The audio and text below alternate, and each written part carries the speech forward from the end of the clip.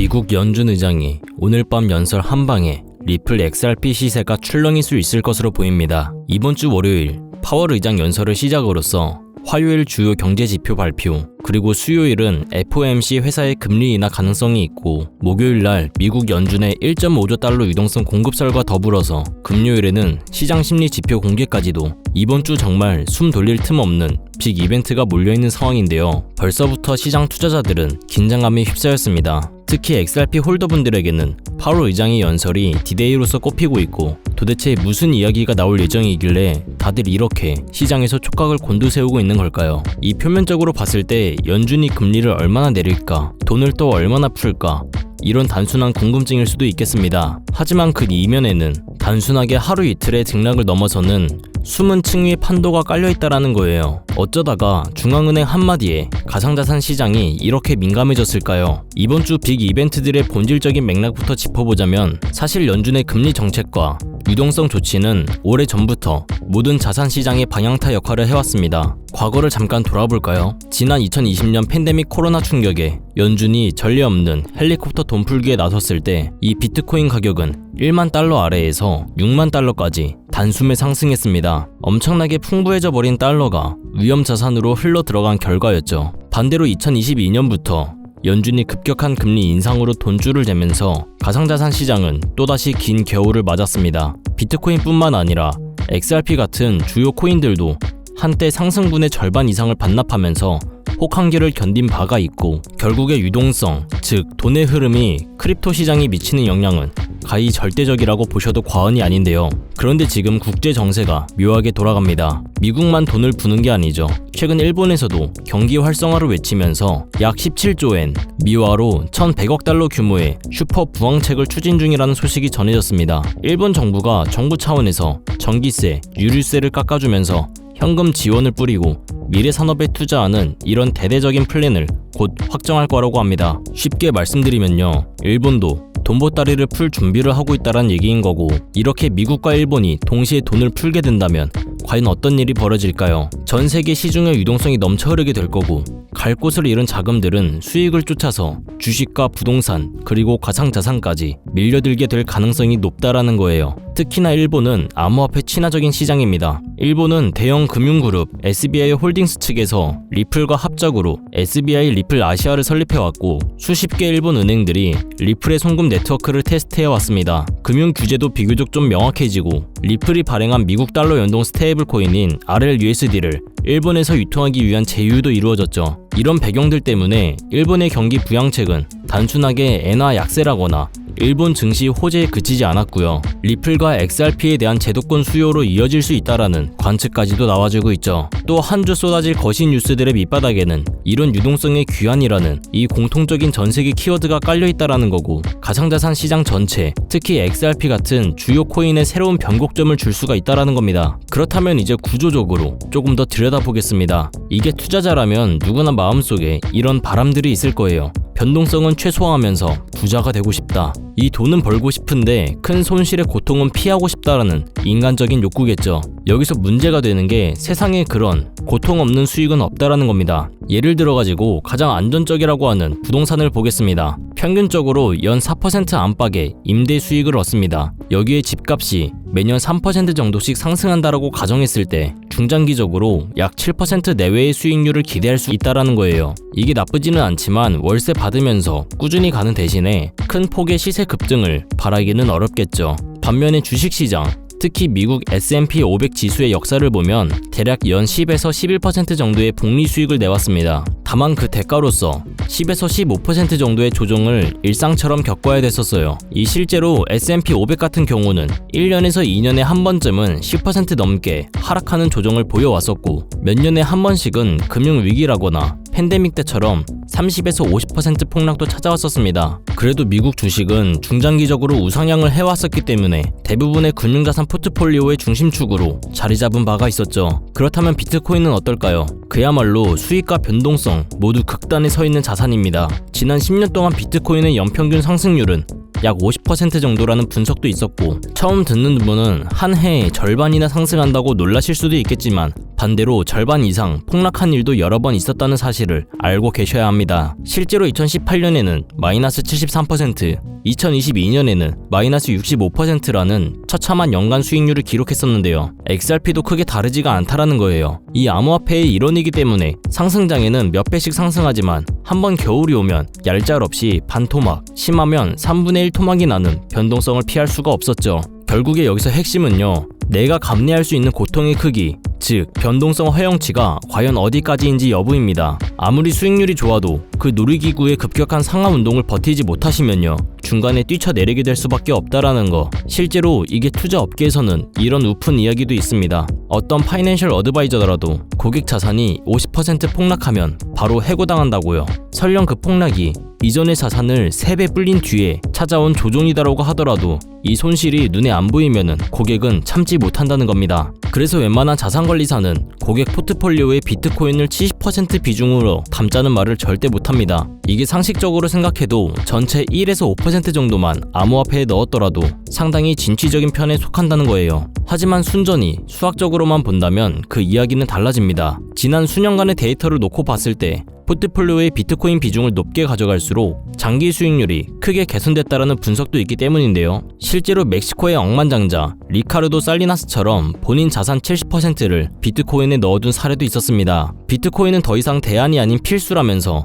법정 화폐 가치 하락에 대비해서 적극적으로 베팅했었죠. 물론 이런 것들이 극단적인 예시지만요, 이 긴 호흡으로 바라본다면 비트코인에 대한 과감한 베팅 자체가 오히려 최적에 가까운 결과를 내왔다라는 이런 아이러니가 존재한다는 거예요. 여기서 문제가 되는 게 뭐냐, 이런 긴 호흡 동안에 이 가슴을 졸이게 하는 롤러코스터를 타야 된다는 점이겠죠. 그래서 변동성의 고통을 견딜 수 있는 힘이 결국에 투자 성패를 좌우할 거라는 거. 그리고 그 힘은 그 자산을 얼마나 깊이 이해하고 확신하는지 여부에서 나오는 겁니다. 이 가상자산 시장의 기업 그리고 산업적 측면도 한번 짚어볼까요? 이번 주에 핫 이슈의 중심에 리플 XRP를 세운 데는 그 이유가 있습니다. 리플 같은 경우는 애초에 글로벌 은행 간에 송금을 혁신하겠다라면서 출발한 프로젝트인데요. 다소 보수적인 기존 금융권을 상대해야 되다 보니까 이 암호화폐 중에서도 기업과 제도권의 역할 자체가 상당히 큰 코인입니다. 특히 일본에서 리플의 입지는 상당히 탄탄합니다. 일본 최대 금융 그룹 중에 하나인 SBI 홀딩스 같은 경우는 수년 전부터 리플사랑 긴밀히 협력을 해왔었고, 일본은행연합을 이끌면서 리플넷이라는 이 블록체인 결제망 실험에도 앞장선 바가 있습니다. 그리고 이런 과정에서 XRP를 실제 송금에 활용하는 이 파일럿까지도 일부 진행이 됐었죠. 일본 금융청의 비교적 명확한 가이드라인 덕분에 일본에서는 XRP를 증권이 아닌 디지털 자산으로 간주해서 기업들이 활용하기가 수월했습니다. 그리고 최근에 리플 회사는 미국 달러에 연동된 스테이블 코인 RLUSD를 발행을 하면서 일본 시장 공략까지도 선언을 했습니다. SBI 그룹의 자회사 SBI VC 트레이드랑 손을 잡고 내년 초에 RLUSD를 일본에 유통하기로 한 겁니다. 이런 것들이 은행들이 직접 사용할 수 있는 규제된 코인을 제공함으로써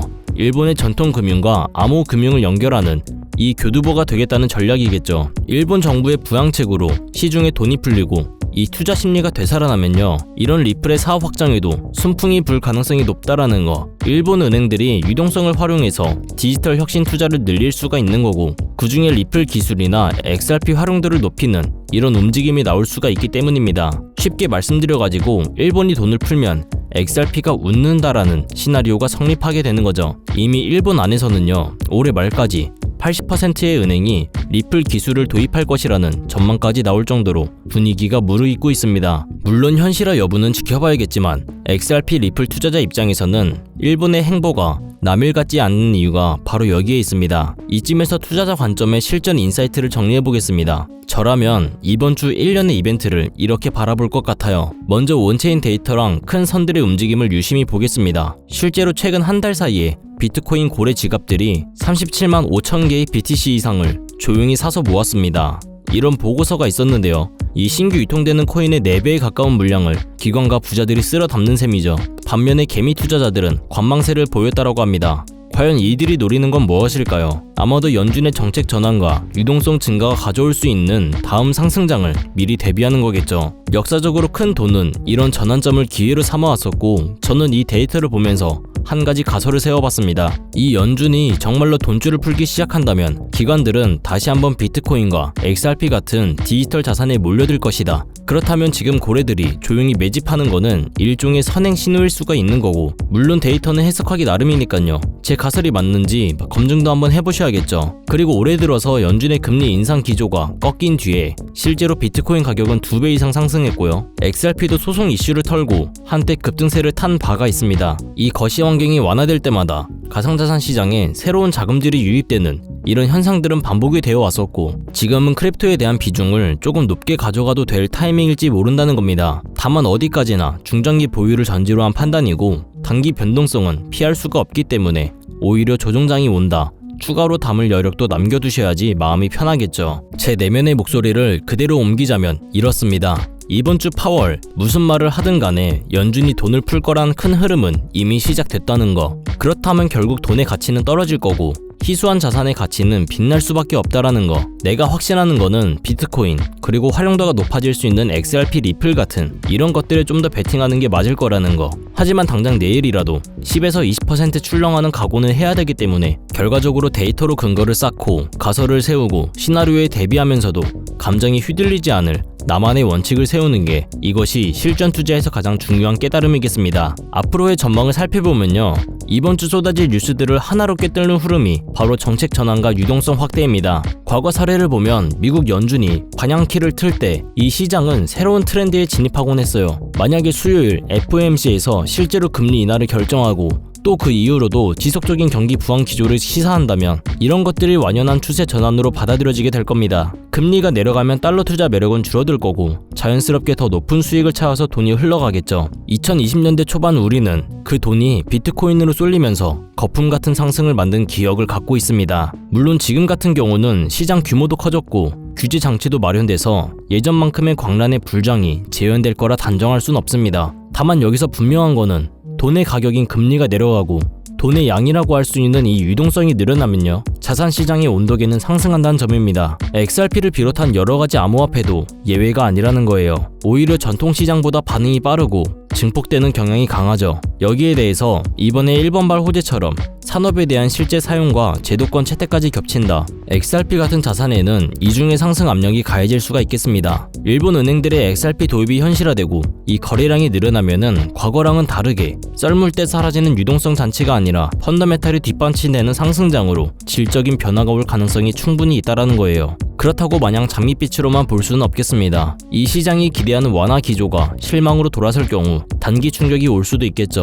예를 들어가지고 파월 의장이 시장 기대랑은 다르게 매파적 뉘앙스를 보인다. 실망 매물로 코인 시장도 출렁일 수가 있다라는 거예요. 게다가 유동성이 풀려도 인플레이션을 자극한다면 연준이 또 다시 급브레이크를 밟으면서 금리 인상하겠죠. 이런 리스크 충분히 있습니다. 결국에 투자에 100% 확신할 수 있는 길은 없는 거고, 확률 높은 시나리오에 베팅하되 항상 반대 상황에 대한 대비체를 함께 가져가는 수밖에 없다라는 거예요. 개인 투자자의 대응 전략 측면에서도 한 가지 말씀드리고 싶습니다. 내가 얼마나 흔들릴 수 있는 사람인지 스스로 아셔야 된다는 거예요. 이번 주 같이 이 뉴스 홍수가 올 때는 특히나 그래요. 정보가 넘치면 판단이 복잡해지고요. 남들이 들썩이면 나도 덩달아 불안해지죠. 하지만 처음에 세운 원칙이 뚜렷하시다면 이 파도에 휩쓸리지 않을 수가 있습니다. 예를 들어가지고 나는 3년 이상 장기 투자할 거야. 당장 반토막이 나도 추가 매수할 여유 자금과 멘탈이 있어. 이 강력한 확신에 선 사람은 오히려 가격이 출렁일 때 기회를 잡습니다. 반대로 그런 준비 없이 욕심만 앞섰다면은 작은 조종에도 잠을 못 이루고 결국 바닥에서 손절해버릴 수도 있겠죠. 이 투자 세계에서 흔히 하는 말로 행운은 준비된 자의 편이라는 거, 지금 시장은 우리에게 물어봅니다. 이 변동성이라는 중력을 견딜 준비가 되어 있는가? 모두가 달에 가고 싶어 하지만 그 과정에서 중력을 견디는 사람만이 달에 착륙할 수 있다라는 거 절대로 잊지 마셔야겠습니다. 이에 따른 리플 XRP랑 관련된 실시간 매수매도 타점과 속보들 현재 저희 전문가팀이 모니터링 중에 있고요. 이에 따른 단기 반등 타점에서 빠르게 실시간 브리핑 도움 드리고 있기 때문에 저희 채널 구독해주신 분들 중에서 실시간 커뮤니티 방 입장 원하시는 분들 영상 하단 더보기에서 문자를 보내거나 설문 작성 링크로 신청해 주시면 도움 드리겠습니다. 앞으로의 시장이 더 어려워질수록 지금 내 멘탈을 단단하게 만드는 것이 결국에 가장 큰 투자입니다. 우리가 앞으로 마주할 시장은 솔직히 말씀드리면 지금보다 훨씬 더 어렵고 더 복잡하고 더 흔들릴 가능성이 높아요. 이런 것들이 단순 비관이 아니고 현실이고 그 현실을 미리 인정하는 순간부터 멘탈이 훨씬 더 단단해지기 시작할 겁니다. 앞으로 더 힘들겠구나. 그럼 지금 이 정도 하락, 이 정도 조정 견딜 수 있겠다. 이렇게 마음을 잡아두는 사람은 진짜 힘든 시장이 와도 크게 흔들리지가 않는다는 거예요. 또 반대로 시장이 오르기만 하길 바라는 투자자, 항상 행복장, 상승장만 꿈꾸는 투자자는 작게 흔들리는 조정 한 번에 무너지고 맙니다. 불과 몇백 원이 빠져도 불안해지고 그 불안이 반복되면은 결국에 가장 바닥 같은 자리에서 손절을 누르게 되었죠. 이게 바로 투자자들이 가장 많이 빠지는 전형적인 패턴입니다. 그리고 더 신기한 건 그 다음이에요. 바닥에서 손절했던 분들이 1년, 2년 뒤 시장이 회복되면 꼭 이런 말씀하십니다. 뭐냐 이거? 리플 왜 이렇게 올랐냐? 이거 괜히 팔았네. 그때 그냥 들고 있었으면은 지금 얼마나 수익이었을까 계산해보고 그 후에 아쉬움이 밀려오면요 다시 시장으로 최고점에서 매수하십니다. 근데 슬프게도 그 타이밍은 또 고점 근처인 경우가 많다라는 거예요. 이 구조가 무섭게 반복돼요. 저점에서 공포로 팔고 상승 후에 후회하면서 고점에서 다시 진입하는 패턴들, 이게 바로 멘탈이 없는 투자자가 겪는 끝없는 순환입니다. 그래서 멘탈 유지는 선택이 아니라는 거고 있으면 좋다 수준이 아니라 투자 심리를 지키는 데 있어서 가장 중요한 필수 요소예요. 멘탈이 흔들리면 원칙도 무너지고요. 원칙이 무너지면 전략이 사라지고요. 전략이 사라지면 결국 시장의 파동에 끌려다니는 사람이 되어버립니다. 앞으로 시장이 더 어려워질 거라는 사실을